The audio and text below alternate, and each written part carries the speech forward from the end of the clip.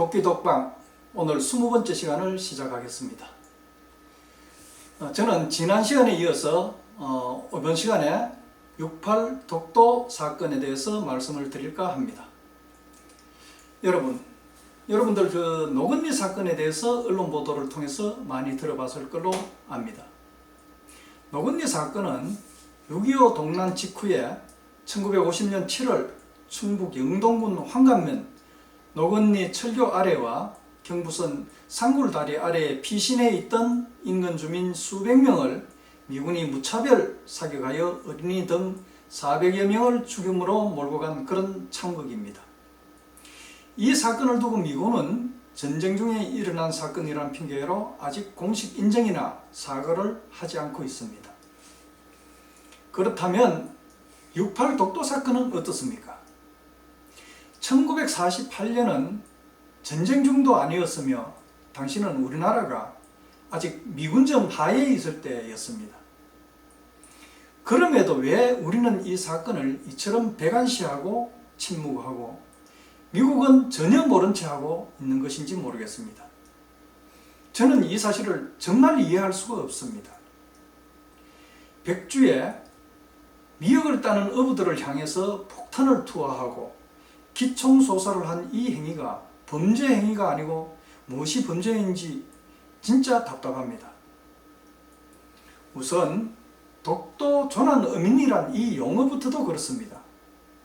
조난이란 말의 사전적 의미는 항해나 등산 따위에서 재난을 만나는 것을 조난이라고 이렇게 말을 합니다. 이때 재난이란 뜻밖의 불행한 일을 뜻한다라고 이렇게 우리말은 말하고 있는데 뉘앙스를 두고 본다면 조난은 분명히 자연재해나 사고 따위의 것을 뜻하는 것입니다. 그럼에도 정선 한 채 의로작업을 하던 어선에 이 폭탄과 총격을 가했는데 그래서 많은 사람들이 사상을 했는데 이것을 조난이라고 하는 것은 사건의 사실과 어긋나도 한참 어긋나지 않았나 그렇게 생각합니다. 개인적으로 최소한 이 사건의 명령을 비폭, 비격, 비습 하다못해 비어민이라고라도 해야 하지 않을까 생각을 합니다. 이 말이 왜 이렇게 중요한가 하면 지금까지 우리가 이 사건을 보는 시각이 그랬다는 것을 반증하기 때문에 드리는 말씀입니다.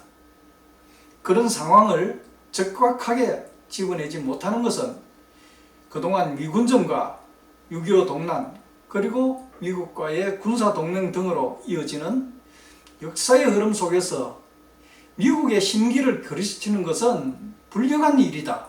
득이 될 것이 없다. 라는 인식 바로 그것 때문이 아닌가 생각을 합니다. 그로 인해 우리는 이 문제를 그동안 철저히 외면하고 이 사건으로 입은 유족의 상처는 온전히 그들의 몫으로만 그렇게 돌려졌습니다. 뿐만 아니라 우리의 무관심이 얼마나 한심했으면 미국의 일개 시민인 교사가 자기 호주머니 돈을 들여서 당시 사건의 실체를 추적하고 파헤쳐서 우리에게 그 자료를 제공해주고 있겠습니까? 당국의 외면 때문에 오랜 기간 이 사건은 사람들의 내리에 잊혀졌습니다. 그러나 푸른 울릉독도 가꾸기 회에서 1955년 1월 이 사건에 대한 생존자 정언을 채록한 이후 이듬해부터 희생자들의 위령제를 매년 올리고 있었습니다. 저는 독도에 있을 때부터 이 문제를 이렇게 방치해서는 안 되겠다고 그렇게 생각을 했습니다. 해서 경상북도가 주관하여 연차적으로 이 문제를 진상규명하고 위령제를 올리도록 그렇게 강력하게 주장하여 그 사업이 시작하게 되었습니다. 2018년에 그 사업 첫 해에 무엇보다 6.8 독도 사건의 유족을 찾는 것이 급선무였습니다. 그래서 동북아 역사재단 전 독도연구소장 홍성근 박사와 손을 잡고 그 작업을 착수했습니다. 그 전까지는 유족에 대한 어떠한 자료도 확인할 수 없었습니다. 홍 박사가 과거에 사건 당시에 신문에 언급되었던 지역, 울릉도는 물론이고 강릉, 울진, 죽병 등지에 대해서 현지 조사를 했습니다. 그 결과 4분의 유족을 확인할 수 있었습니다. 특히 울진읍 온양리에서는 당시 동의장을 하고 계신 박용길 씨라는 분을 찾아가지고 저도 직접 그분을 뵙고 인터뷰를 한 적이 있습니다. 박 회장님의 경우는 당시 돌아가신 아버님 박춘식 씨의 제적부를 가지고 계셨습니다. 그런데 그 제적부에는 놀랍게도 강원도 울진군으로 되어 있고 단기 4281년 6월 8일 오전 11시경 경상북도 울릉도 소속 독도 그러니까 동쪽을 뜻합니다. 동 약 300미돌, 이 미터를 한자로 쓴 것을 미돌이라고 이렇게 표현한 것 같습니다. 미돌 해리에서 사망이라고 이렇게 기록하고 있었습니다. 박용길 씨는 그 자료를 내보이며 평생 아버지 얼굴을 한번 보지 못하고 살아온 세월에 대해서 탄식하고 하염없이 눈물을 흘렸습니다. 그러면서 아버지가 돌아가신 그곳에 가서 제사 한번 올리고 목 놓아 아버지를 한번 부르며 울었으면 소원이 없겠다고 했습니다. 이것은 다만 유족 한 분의 이야기로 그 사건의 일단면에 불과할 것입니다. 우리는 이미 70년 전의 일로 까마득히 잊고 있었지만 그분들 아직도 가슴속에 응어리를 안고 그렇게 살아가고 있었던 겁니다. 그래서 경상북도에서는 박용길 씨와 울진의 다른 유족 2분 오명자 씨 그리고 조영사 씨를 모시고 독도로 가서 위령제를 올리고 6.8 독도 사건에 대한 그간의 조사 결과에 대해 경과 보고를 하는 식으로 학술대회를 열기도 했습니다. 그런 한편 우리는 이 사건의 실체에 대해서 접근하는 것이 무엇보다도 중요하다고 생각을 했습니다. 그렇게 하자면 미 공군 측에 공식 기록을 확인하는 것이 우선입니다. 그런데 다행스럽게도 단편적이나마 미국 측 기록을 발굴해서 공개하여 주는 미국인이 있었습니다. 우리나라에서 영어 선생을 하다가 미국으로 건너가 가지고 교사 생활하는 마크 로버머라는 미국인입니다. 이분은 이미 2003년에 1948년 6월 8일 독도 폭격 사건에 대한 심층적 연구라는 논문을 써서 발표를 했습니다. 그 이후에는 사비를 들여 미국에서 비밀 해제되는 독도 폭격 관련 문서를 찾아서 계속 제공해 주기도 했습니다. 뿐만 아니라 1948년 당시 폭격에 참가했던 미 공군 조종사 파이로트를 만나가지고 인터뷰를 하고 그 내용을 공개하기도 했습니다. 홍 박사하고 저는 2019년에 이 노부모 씨를 한국으로 초청하여 그간의 연구 성과에 대해서 들어보고 앞으로의 과제를 도출해보고자 백방으로 노력을 했습니다. 그러나 안타깝게도 그분의 일정과 저희들의 일정이 맞지 않아서 결국에는 성사시키지 못했습니다. 참고로 어떻게 된 것인지 최근에 노부모 씨의 홈페이지가 폐쇄되어 전혀 접촉이 되지 않는다고 합니다. 하여튼 안타까운 일인데요. 그 이후에 홍성근 박사님은 6.8 사건의 실제적 접근을 위해서 국내 모 방송사와 함께 미국 현지에서 자료 발굴을 해가지고 나갔습니다. 미국 국립문서기록관리청하고 몽고메리의 미 공군 역사연구소를 찾아갔던 것입니다. 그러나 그 기록들은 비공개로 분류되어 있거나 외국인에 대해서는 공개 제한이 되어 있어서 더 이상 다가갈 수 없었다고 합니다. 저는 어떤 방식으로든 그 자료들을 확인하여 당시 우리 어민들이 무고한 희생을 치르게 된 경위를 밝혀야 한다고 생각합니다.